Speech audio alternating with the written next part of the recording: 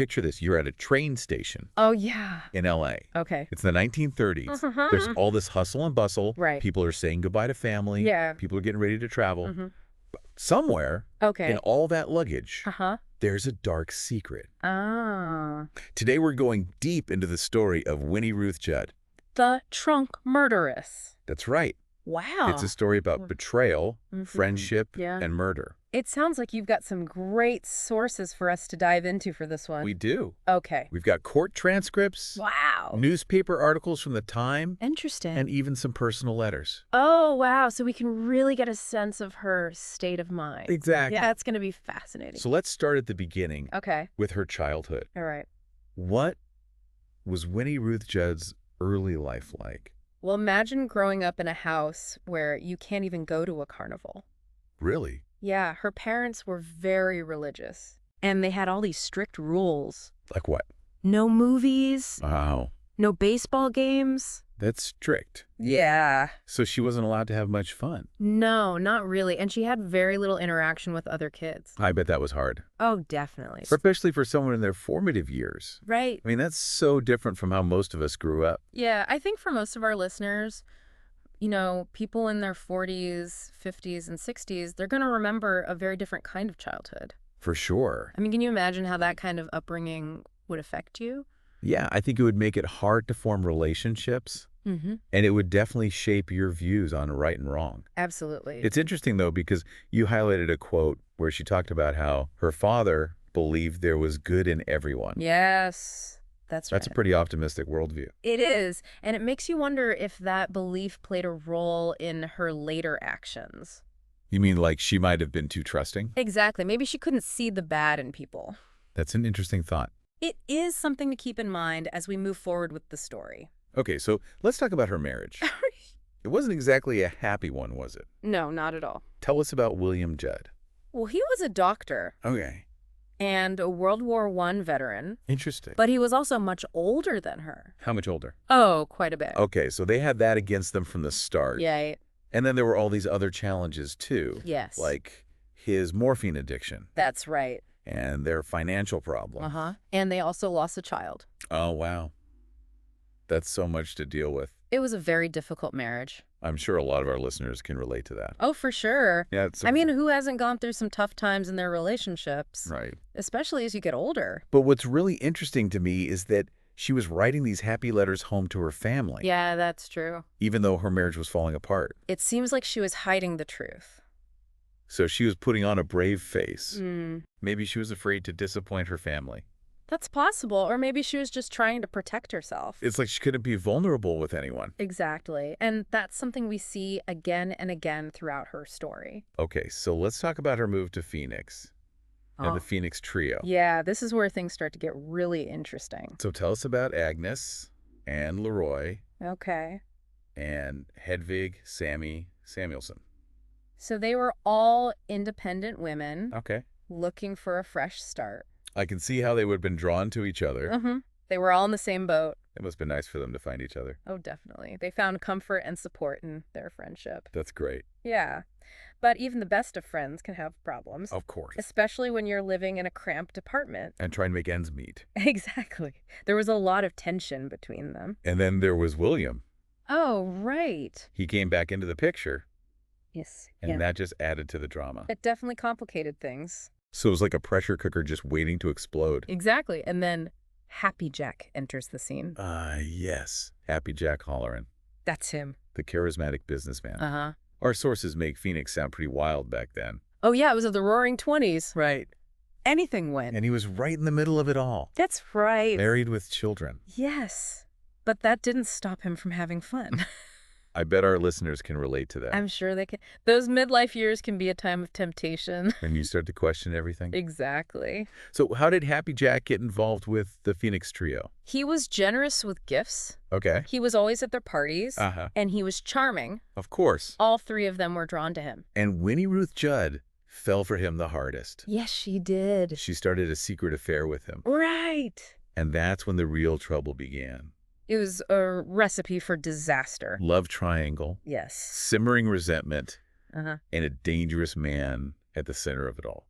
And It all came to a head on the night of October 16th, 1931. That's when the murders happened. That's right. It's a story that will shock you to your core. It's a story that you won't want to miss. So last time we were talking about Winnie Ruth Judd fleeing Phoenix on a train. The Golden State Limited. Right. With those 2 trunks. Uh-huh. It's crazy to think about what must have been going through her head. Yeah, I mean, she was on the run. Right. Trying to escape. But she also just committed these horrific murders. I know. Was she panicked? Probably. Or was she just numb? It's hard to say. But there's something about the way she packed those trunks. Oh, yeah, what do you mean? She included their purses. With their IDs. Yeah. Wow. Almost like she was trying to control the situation. Even though everything was falling apart. Exactly. It's so strange. But like we said, her plan didn't work. Nope. What happened when she got to L.A.? Well, someone noticed something was wrong with one of the trunks. What do you mean? There was a bad smell. And it looked like blood was leaking out. That's awful. Yeah, it must have been a horrible sight. Especially back then. Right, people weren't used to that kind of violence. So what did the police do? They questioned her about the trunks. And... She said she didn't have the keys. What? Yeah, and she said she needed to call her husband. Wow, so she was playing it cool. It seems that way. But why would she leave the trunks behind? Maybe she panicked. Or maybe she was trying to buy herself some time. That's possible. You know, hoping to create enough confusion to get away. Yeah, maybe she realized she couldn't escape with the trunks. So she just abandoned them. And hoped for the best. It's crazy to think that she could have gotten away with it. Well, back then it was easier to disappear. I guess. There weren't cameras everywhere. Or instant communication. Right. So she met up with her brother. And they took off. Leaving those trunks behind. Like ticking time bombs. And then the police opened them. And found the bodies. Dan and Sammy. Both of them. It must have been shocking. Oh, definitely. The newspapers went crazy. They called her the trunk murderess. And everyone was talking about it. It was a huge scandal. It's interesting how the media portrayed her. Oh, yeah. How so? Did they make her out to be a monster? Well, at first they did. But then... But then her husband started defending her. William. Yeah. What was he saying? He said she was too weak to have done it alone. That's interesting. But at the same time, he was already talking to lawyers. So he was preparing for her defense. Exactly. Even though he was publicly supporting her. It's a strange situation. It is. But it shows how complicated their relationship was. For sure. Meanwhile, Winnie Ruth was hiding out in L.A. Trying to stay one step ahead of the police. It's amazing she managed to avoid capture for so long. I know, right? She even checked into a sanitarium. And no one recognized her? Nope.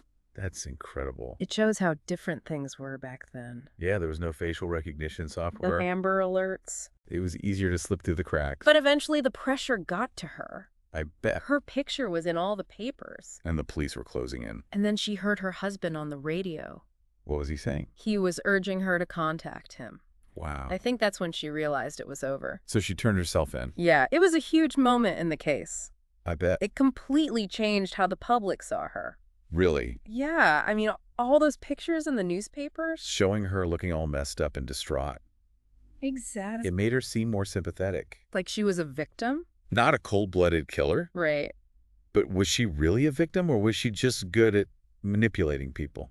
That's the question, isn't it? I mean, she always seemed to be in control. Yeah, she was good at hiding her true feelings. And she knew how to work the system. So maybe those outbursts in court. Yeah, the shouting the accusations, even that escape attempt. Maybe it was all an act. Just a way to get the jury on her side. It's possible. So the trial started. And the prosecution was determined to get a conviction? They had a lot of evidence. Oh, yeah. Tons of it. The trunks, the letters, her conflicting stories. But they also had to deal with this new image of her. The fragile woman. Driven to desperate acts. And that's where the irresistible impulse defense came in. Right. What exactly is that? Well, it basically means that even though she killed those women, she wasn't in control of her actions. Like she was driven by some uncontrollable force. Interesting. So they brought in all these psychiatrists. To testify about her mental state. Exactly. It must have been quite a spectacle. Oh, yeah. It was a real battle of the experts. And what about Jack Halloran? Happy Jack. Yeah, he was subpoenaed to testify, but he never showed up. That's right. Why not? No one knows for sure. Do you think he was involved somehow? Maybe, but we'll never know for sure. It's frustrating. I know. Like a missing piece of the puzzle. But in the end, it was up to the juror to decide. Whether she was guilty or not. And what was their verdict? Guilty of first-degree murder. Wow. And she was sentenced to death. That's intense. But that wasn't the end of the story. Nope. She was deemed mentally unfit for execution. So they sent her to a state hospital instead.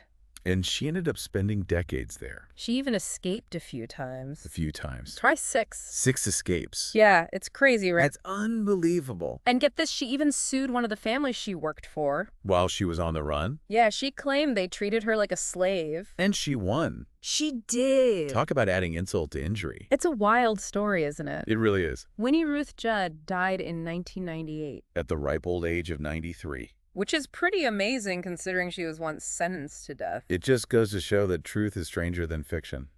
Sometimes. So what do you think? About Winnie Ruth Judd. Yeah, was she a cold-blooded killer or a victim of circumstance?